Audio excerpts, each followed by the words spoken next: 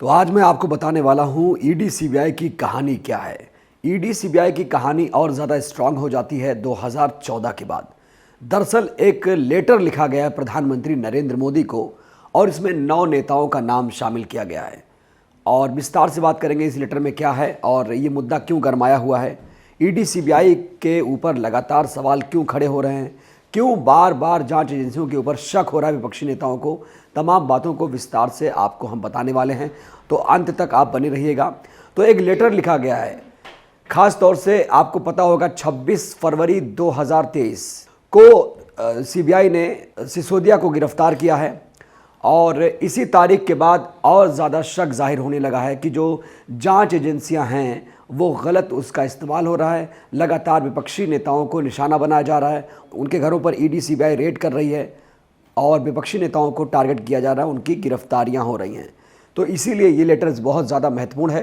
तो चलिए जानते हैं इस लेटर में आखिर क्या लिखा गया है और किन किन नेताओं का नाम है। लेटर में जिक्र ये किया गया है कि विपक्षी नेताओं के खिलाफ ईडी सीबीआई कुछ ज़्यादा सक्रिय है, लेकिन विपक्षी नेता अगर बीजेपी ज्वाइन कर लेता है तो सीबीआई वहाँ पर ठंडी पड़ जाती है।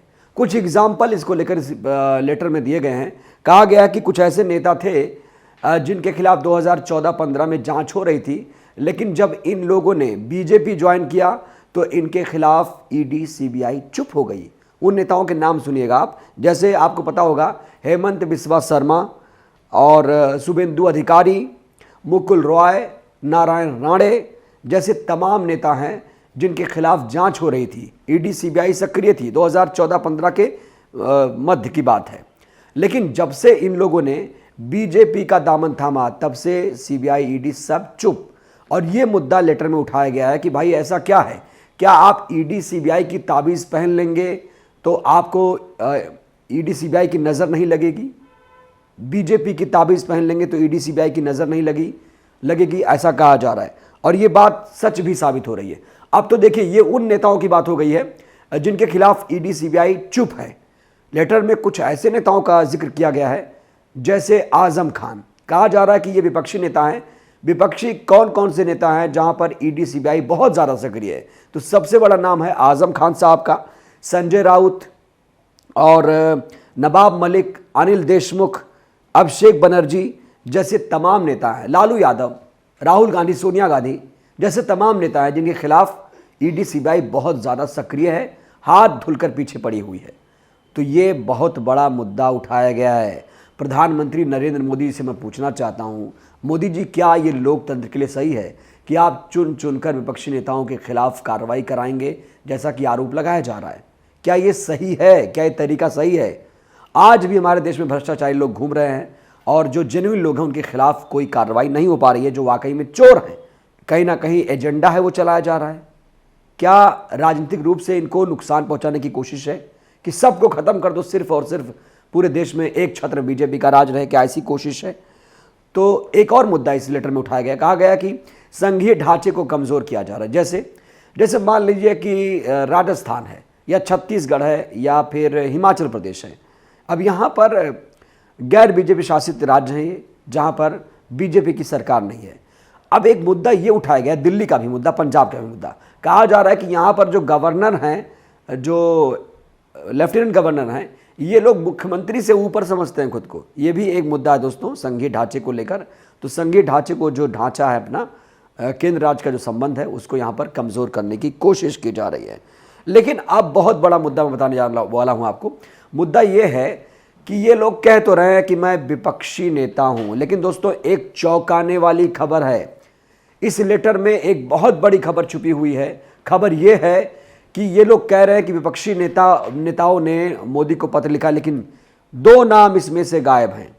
राहुल गांधी, नीतीश कुमार, यानी कांग्रेस के नेता का नाम गायब है, जेडीयू के किसी नेता का इसमें नाम नहीं है। आप समझिए, जैसे चंद्रशेखर राव का नाम है, ममता बनर्जी, केजरीवाल, तेजस्वी यादव, अखिलेश यादव और भगवंत मान साहब, केजरीवाल, उद्धव ठाकरे, अखिलेश यादव, फारूक अब्दुल्ला। अब आप सोचिए, इसमें राहुल गांधी का नाम नहीं है, नीतीश कुमार का नाम नहीं है। दिक्कत क्या है आखिर? क्या राहुल नीतीश के सपनों पर यहाँ पानी फेरा जा रहा है?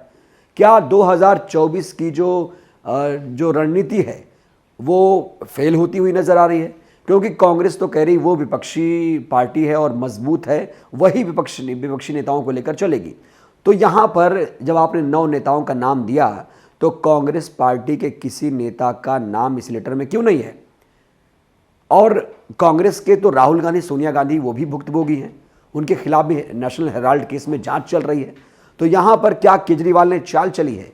ये केजरीवाल की साजिश तो नहीं है कि उद्धव ठाकरे का नाम ले लो, अखिलेश यादव का ले लो, तेजस्वी यादव का ले लो और शरद पवार साहब का, तमाम नेताओं का जिक्र किया गया, लेकिन राहुल गांधी, सोनिया गांधी या खड़गे साहब का नाम गायब कर दिया गया दोस्तों। तो आप समझिए किस तरीके से सियासत अंदर भी है, सियासत बाहर भी है। आपको नहीं लगता कि 2014 के बाद एक बहुत बड़ा बदलाव हुआ है? जांच एजेंसियां किस तरीके से विपक्षी नेताओं को टारगेट कर रही हैं, ये एक मुद्दा ज़ोर शोर से उठाया जा रहा है। कहा जा रहा है कि अगर आप बीजेपी से हैं, आप कुछ भी कर दीजिए। हमने देखा कर्नाटक बीजेपी विधायक का जो बेटा था प्रशांत, उसके घर पर 6 से 8 करोड़ कैश मिला। अब आप समझिए, वहाँ पर ईडी सीबीआई की रेड नहीं है, हालांकि शुक्र है कि वहाँ पर लोकायुक्त ने कार्रवाई की है। तो आप समझ सकते हैं कि जांच एजेंसियों का किस तरीके से गलत इस्तेमाल हो रहा है। हमें ये नहीं भूलना चाहिए कि सुप्रीम कोर्ट का एक आदेश था, जहाँ पर सुप्रीम कोर्ट ने खुद कहा था कि जो जांच एजेंसियाँ हैं, खासतौर से सीबीआई, वो सरकार की, केंद्र सरकार की तोता है। यानी यूपीए 2 के शासन में भी ऐसा हो रहा था, ये कोई नई बात नहीं है। लेकिन क्या अब कुछ ज़्यादा हो रहा है? आप भी पढ़ते होंगे, देखते होंगे, क्या अब कुछ ज़्यादा सक्रियता आ गई है? क्या विपक्षी नेताओं को कुछ ज़्यादा ही परेशान किया गया है? क्योंकि दोस्तों, दिल्ली के उप मुख्यमंत्री सिसोदिया को जिस तरीके से सीबीआई ने हिरासत में लिया, उसे देखकर तो लग रहा है कि ये एक प्रोपेगेंडा तो नहीं था, क्योंकि दूसरे ताकतवर नेता थे दिल्ली में, वो केजरीवाल के बाद दूसरे नंबर पर थे। वो शिक्षा का मॉडल पेश करते थे, स्कूलों को मॉडर्न बनाया जा रहा था। तो सिसोदिया को ठिकाने क्यों लगाया गया? और क्या ये वाकई इतना गंभीर मामला था कि आप उप मुख्यमंत्री को गिरफ्तार कर लें? कल को आप तेजस्वी यादव को गिरफ्तार कर लेंगे, राहुल गांधी को गिरफ्तार कर लेंगे, सारे नेताओं को चुन चुन के आप जेल में डाल देंगे, तो बचेगा कौन? इसीलिए इस तरह की कार्रवाई को लेकर चिंता जाहिर। लेकिन बड़ा सवाल यह है, इस लेटर में नीतीश कुमार और राहुल गांधी, खड़गे साहब का नाम क्यों नहीं है? जबकि इन 9 नेताओं में भगवंत मान और केजरीवाल का नाम, दोनों का नाम है। यानी आपके 2 नेताओं का नाम है और कांग्रेस जेडीयू के एक भी नेता का नाम नहीं है। अब आप सोचिए, ये लोग जो विपक्षी एकता का दम भर रहे हैं, इनका कहीं ना कहीं खुलासा हो चुका है कि ये लोग कुछ और कर रहे हैं, कांग्रेस कहीं और जा रही है। याद होगा आपको नीतीश कुमार ने क्या कहा था? नीतीश कुमार ने कहा था कि अगर कांग्रेस साथ आ जाए तो हम बीजेपी को 100 पर ढेर कर देंगे, लेकिन कांग्रेस ने मना किया। और आप समझ सकते हैं दोस्तों, यहाँ पर भी कुछ ऐसा हुआ, क्योंकि राहुल गांधी, खड़गे साहब और कांग्रेस के किसी नेता का नाम नहीं है, ना ही नीतीश कुमार का इसमें नाम है। तो क्या विपक्षी नेताओं के नाम पर एक अलग गुट तैयार हो गया है जो कांग्रेस को अपने साथ नहीं रखना चाहता है? ये एक बहुत बड़ा सवाल है। लेकिन ईडी सीबीआई की जो कहानी है दोस्तों, वो कुछ बदल सी गई है। ये हमारा आज का मुख्य मुद्दा था। जिस तरीके से पत्र लिखा गया, क्या नरेंद्र मोदी ईडी सीबीआई की जो कार्रवाई हो रही है उससे अनजान है? ये जो पत्र लिखा गया उसका क्या असर होगा? क्या पत्र महज दिखावा है? क्या ये शक्ति प्रदर्शन है? क्या सिसोदिया के खिलाफ जो कार्रवाई हुई ईडी सीबीआई की गलत तरीके से हुई?